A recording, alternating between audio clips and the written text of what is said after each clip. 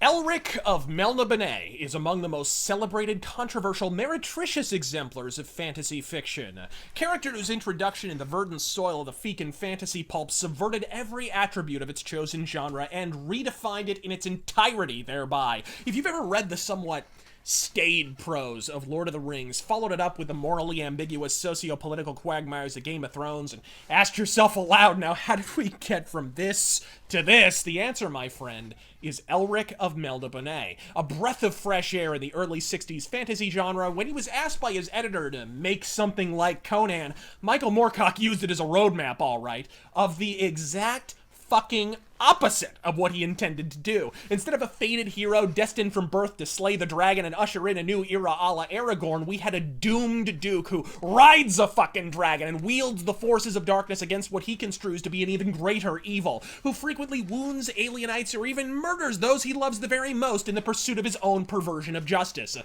creature of chaos consigned to the cause of law at the aberrant whim of a vengeful god. The result was the birth of what today is known as dark fantasy. The character's chronology can be a bit on the impenetrable side, so instead of a top 5 ranked in order of my personal preference, these stories will serve as a primer, each in the order I would personally suggest you consume them. I will do my damnedest to restrict myself to comic stories alone, but with a few essential stories still awaiting adaptation, I promise nothing. So, let us brandish our rune swords in unison and dive dick deep into the grit, the grimness, and the majesty and tragedy of Elric. And here I cry for time alone. Still I fear the voices. Cry for time alone. No more fear, no voices. Cry for time alone. I think if I was a kid now, I wouldn't be interested in the genre. When I was interested in it, really, it was a sort of outlaw genre, the way rock and roll was. And it was the same thing as rock and roll. You never knew quite what was going to come out at the other side. And as soon as you know what's going to come out, when you go into a studio and you know what's going to come out, the rock and roll dies. And to some extent, I think that's true of fantasy. It has to get bland to appeal to that large an audience.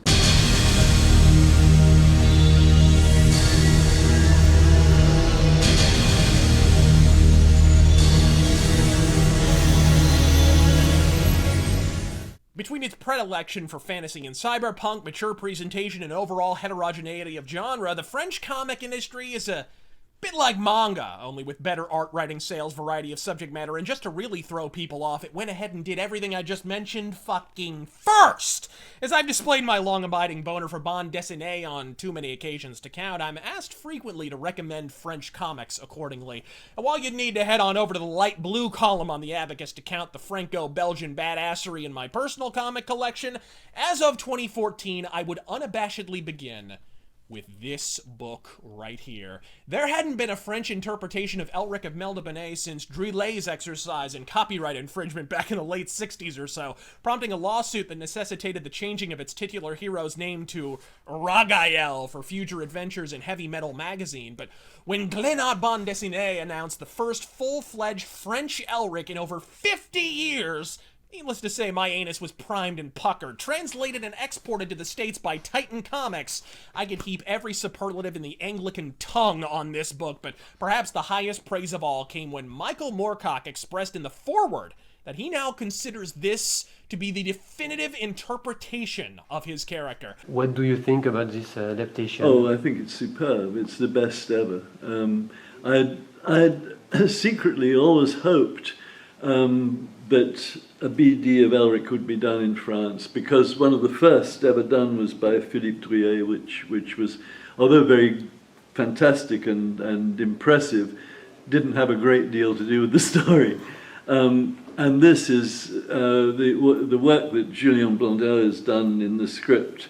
He has adapted the script, he's made it his own, and he's put his ideas in as well as mine, and the ideas are better. They're ideas that if I was writing it now, I would be very glad to put into the story. I mean, I wrote it when I was 20. And disagree, I do fucking not. If you want to get into this character, get your fluted flesh digits on this hardbound boner factory right the fuck here.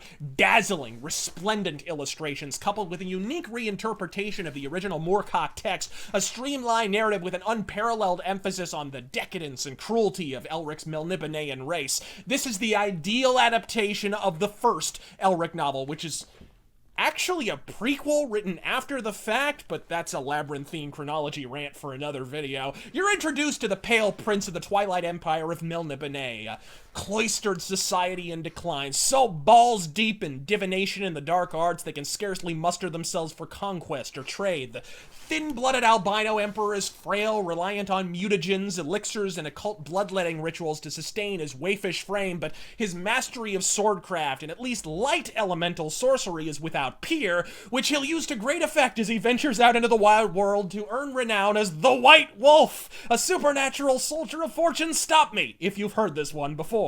But in this origin story, there's little of that. Merely a wide-eyed idealist who believes his people can and should be better, challenged by his cousin, rival, and renowned sorcerer Irkun for the ruby throne he loathes. Hell, arguably the most important and distinctive narrative conceit in the entire series is not even present in this graphic novel, yet you will be wrapped regardless. I guarantee it. The ruby throne rules.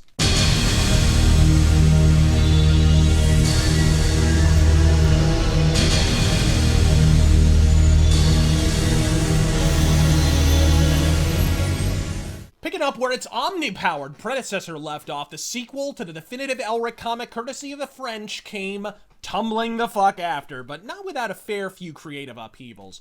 Julien Blondel brandishes the poison pen once more, much to the comic's benefit, but not quite to completion. Details are hazy, not least of which because they're almost exclusively in fucking French, but some manner of disagreement with management and the creative team materialized partway through the piece, and thus the script was finished by Jean-Luc Cano, a writer gamers might recall from Life is Strange and Remember Me, hammering home further still that despite elements of the character and his stories being paid homage to fucking stolen by companies that are now raking in Game of the Year awards for such, Elric still, for some baffling reason, has yet to be adapted to the medium. Now, I have a concept for that, and I may be making a video about it at a later date, but the long and short of it is that the original creative team, artist included, up and fucked off the project halfway through, yielding a story that still fucking rolls. Not even shitting here. I didn't even notice they were gone. The difference is outright imperceptible. More importantly, the comic finally depicts the fated first meeting of Elric and his darksome demon blade, Stormbringer, perhaps never rendered with more malevolence than in this torpid tome right here. His hand fell upon the pommel of his black rune sword. Stormbringer, seemingly half sentient, was now his only companion, his only confidant, and it had become his neurotic habit to talk to the sword as another might talk to his horse, or as a prisoner might share his thoughts with a cockroach in his cell. Well, Stormbringer, shall we walk into the sea and end it now? At least we shall have the pleasure of thwarting those who follow us. Now, for the confusing shit, this story is called Stormbringer. But so is the sixth and final Elric novel, which this is not an adaptation of. Thanks a lot, France. You're swell. I still recommend you read the books, by the way, because thanks to their pulp origins, they're quick, painless reads with mercifully short chapters in large typeset. Many of the editions are illustrated by many of the greats of the comic industry, like the magnificent Michael Kaluta, who you may remember from my 2 videos on fellow pulp icon, The Shadow. But combine these 2 graphic novels together, and what you wind up with is the first and second half of the paperback novel that's sold commercially under the title of Elric of Melniboné. Excellence in illustration, a story supreme, the ideal Elric introduction. Next!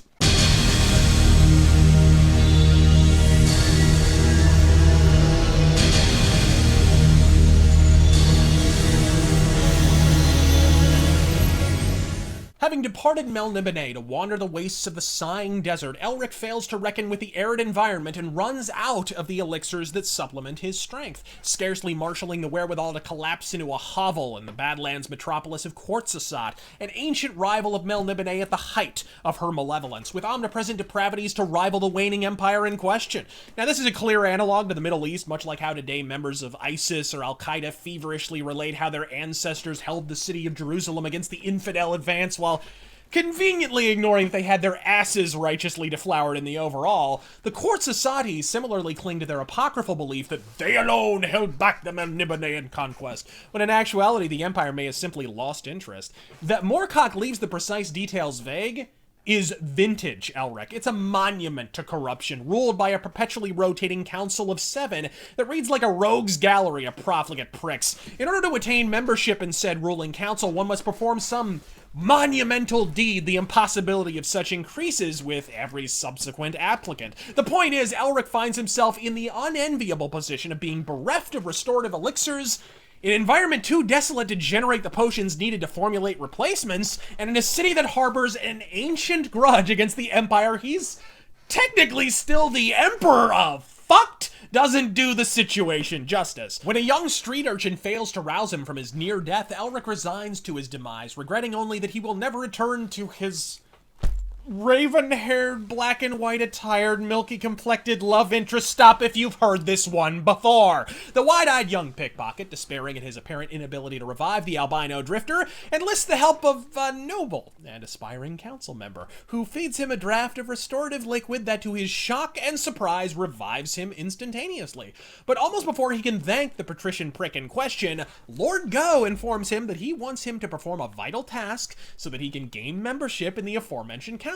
Respectfully declining on the basis he doesn't want to interfere in politics, Elric's about to amble on down the dusty trail when he feels a stomach pang, at which point Lord Go informs the White Wolf that the restorative liquid was in fact a slow-acting parasitic poison, which if he doesn't consume on the regular, he will ultimately succumb to, and wouldn't you know it, Lord Go has the only antidote. It's a bit of a fantasy spin on the film noir classic DOA. With Elric by the short hair, Lord Go abducts the urchin boy as further insurance, tasking him with the recovery of the pearl at the heart of the world, a gemstone the size of a Jim Sterling suppository, reputed to be hidden in an impassable location whose exact whereabouts remain an absolute mystery. Now, I won't spoil the particulars, as the actual location of the pearl is a fascinating and original concept where lesser scribes might have settled for more conventional fantasy fare, but it's the conclusion of the novel that may well be the single most Elric moment in the ever-loving series, where modern fantasy authors use phrases like moral ambiguity to describe a character who, distilled to his essence,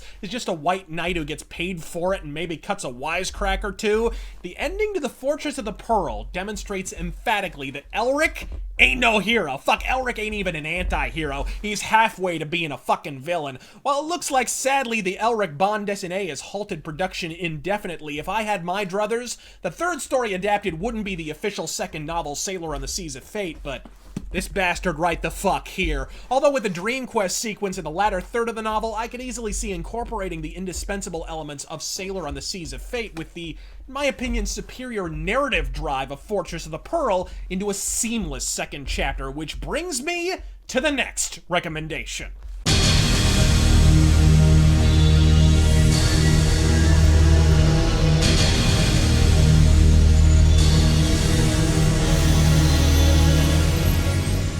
Gonna be perfectly fucking frank about this. Sailor on the Seas of Fate? Fucking weird! Not the parachute pants phenomenon weird, like prowling the prairie with pants full of poo, nylons firmly affixed to forehead, repeatedly shouting the word beans, and full Shakespearean pentameter weird. The myth around Ladbroke Grove was that I was doing all this acid, I was, must be piling on the acid because it's the only way you can produce this stuff. Which is not really fair on the human brain. The human brain can do a lot without any stimulants whatsoever. Grant Morrison's sea guy, fucking weird. Goose shit, fucking crazy. And it's for that reason, along with the fact that the book happens to rock my cock, that I recommend Fortress of the Pearl as the second chapter. With that said, Sailor on the Seas of Fate, if you can hang with its acid-dropping, trans-dimensional psychedelia, is still a decent book. Elric has been treated preposterously well by the comic book medium. While there's been the odd fumble, like if the Boom Studios logo adorns the upper third, back the fuck away slowly, in the overall, if it's a funny book and it has Elric in the title, don't think. Just buy. And the first comics adaptation, later reprinted in these superb hardcover volumes by Titan, is no exception. If you can hang with it. I might recommend skipping Sailor on the Seas of Fate to the uninitiated if it weren't for the fact that this volume introduces crucial plot elements like the Eternal Champions, the multiverse, yes, the same multiverse concept DC and Marvel have been pounding in the pooper to prop up their flagging titles lo these many decades, and introduces resoundingly important characters with series of their own like Hawkmoon, Corum, and Erekose to the Moorcock mythos. It's just that butt-fucking bizarre, and the angular pastels of longtime Elric adapter Michael T. Gilbert only make the book even more insurmountable. But if you steer into the psychedelia skid, you'll be treated to one of the more novel fantasy adaptations ever published. A dark fantasy novel, arguably one of the first, that is counterintuitively rendered in retina-scorching hot fucking pinks, blues, and purples. A bizarre choice, but there's some superb storytelling here. Michael T. Gilbert is one of the all-time masters of Art Nouveau, almost Rococo rendering spliced with geometric intaglios in lieu of traditional comic panels. It's brilliant. It doesn't flow as well as a story as Fortress of the Pearl, but if you just hang tight, the second half of the novel includes a more traditional Elric yarn, wherein the White Wolf is enlisted by a roving retinue of Tomb Raiders, employed as he first was introduced to the public. Not as an emperor, not as a sorcerer, but as an albino spellsword mercenary with a predilection for the supernatural, and for a third and final time, please stop me if you've heard this one before. You have to understand these stories were originally written in pulp form, then revised and imbued with more of an overarching narrative when they were immortalized in book form. So, like, if some of these stories seem a trifle beside the point or a touch extemporaneous, well, it's because they originally fucking were. While I would definitely recommend the bande dessinée over this rendition of the fantasy series in question, I'd have to say this iteration has several advantages. It's still in print. Unlike the recent French adaptation, it collects the entire 6-novel series right to the grisly conclusion, and it is an almost word-for-word, page-for-titty-fucking-page adaptation of the original text. Your name, sir. Elric decided he would no longer be at that particular disadvantage. Oh, names. Names, I have so many. The one I favor is Erekose. But I've been called Ulrich Skarzol and John Dacre, and Ilian of Garethorn. To my certain knowledge, some would have me believe that I have been Elric Womanslayer. Womanslayer? An unpleasant nickname? Who is this other Elric? To the point of pedantry at times. Motherfucker, we can see a picture of Elric smiling. We don't need an ass-pounding panel painstakingly describing his motherfucking mirth. But it's for that reason you can almost directly substitute this series for the books themselves. And be none the worse for the experience, quite frankly. That's if, of course, you can overcome the atypical artwork, which I readily concede is something of a hurdle. But it improves dramatically with my 5th and final recommendation.